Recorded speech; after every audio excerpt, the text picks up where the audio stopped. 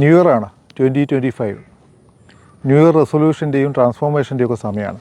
പക്ഷേ ഒരു റെസൊല്യൂഷൻ എടുക്കാൻ ധൈര്യം വരുന്നില്ലല്ലേ? കാരണം എന്താ, നമ്മളെടുത്ത തീരുമാനങ്ങളൊന്നും വേണ്ടത്ര നമുക്ക് വിജയിപ്പിക്കാനോ നടപ്പിലാക്കാനോ കഴിഞ്ഞിട്ടില്ല കഴിഞ്ഞ വർഷങ്ങളിലൊന്നും തന്നെ. ഈ വർഷം നമുക്കതിലൊരു മാറ്റം വരുത്തണ്ടേ? നമുക്കൊരു തീരുമാനം എടുത്താൽ അതിൽ ഉറച്ചു നിൽക്കാൻ, അത് നടപ്പിലാക്കാൻ, അത് ഇംപ്ലിമെൻറ്റ് ചെയ്യാനുള്ള തടസ്സം എന്താണ്? നമ്മുടെ മനസ്സ് തന്നെയാണ്. നമ്മുടെ മനസ്സ് നമ്മുടെ സുഹൃത്തല്ല, നമ്മുടെ ശത്രുവാണ്. അത് കൂടുതൽ ശത്രുവാകും തോന്നുന്നു നമ്മുടെ ജീവിതം കൂടുതൽ മോശമാവുകയാണ് ചെയ്യുന്നത്.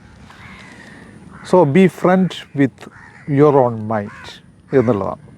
ആ മൈൻഡിനെ നമുക്ക് സുഹൃത്താക്കി കഴിഞ്ഞാൽ നമുക്കൊരുപാട്, നമ്മുടെ ഏറ്റവും വലിയ റിസോഴ്സ് എന്ന് പറയുന്നത് നമ്മുടെ മൈൻഡാണ്. കഴിഞ്ഞ പ്രാവശ്യം ഞാനൊരു റീൽസ് ഇട്ടിരുന്നു.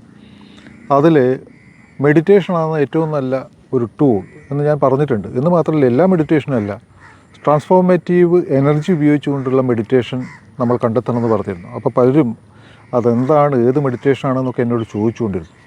സോ ഞാൻ പറയുന്നത്, ട്രാൻസ്ഫോർമേറ്റീവ് എനർജി ഉപയോഗിച്ചുകൊണ്ട് നമ്മുടെ തന്നെ ഉള്ളിലുള്ള ശക്തി പ്രയോജനപ്പെടുത്തിക്കൊണ്ട് നമുക്ക് മാറ്റം വരുത്താനുള്ള റിസോഴ്സ് നമ്മുടെ ഉള്ളിൽ തന്നെ ഉണ്ട് എന്ന് മനസ്സിലാക്കിക്കൊണ്ടുള്ളൊരു മെഡിറ്റേഷൻ പ്രാക്ടീസ് നമുക്ക് ചെയ്യാം. നമ്മുടെ മൈൻഡ് പവർ നമുക്ക് ഉപയോഗപ്പെടുത്താൻ പറ്റും, ഫുൾ പൊട്ടൻഷ്യൽ നമുക്ക് ഉപയോഗപ്പെടുത്താൻ പറ്റും, നമ്മുടെ കപ്പാസിറ്റി നമുക്ക് പ്രയോജനപ്പെടുത്താൻ പറ്റും, നമുക്ക് മാറാൻ പറ്റും. ഇതൊക്കെ നമ്മുടെ ഉള്ളിൽ, ദ 0 പോയിൻ്റ് സെൽഫിൽ നിന്ന് വേണം നമുക്ക് ചെയ്യാൻ. ഏറ്റവും ഉള്ളിൽ നിന്ന് വേണം മാറ്റം കൊണ്ടുവരാൻ.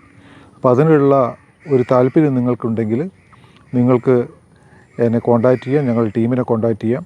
We will give meditation training for free എല്ലാവർക്കും. ഈ ട്രാൻസ്ഫോർമേറ്റീവ് എനർജി ഉപയോഗപ്പെടുത്തിക്കൊണ്ടുള്ള ഒരു ഫ്രീ മെഡിറ്റേഷൻ പ്രോഗ്രാം എക്സ്പീരിയൻസ് ചെയ്യാൻ ഞാൻ നിങ്ങളെ ക്ഷണിക്കുന്നു. വെൽക്കം.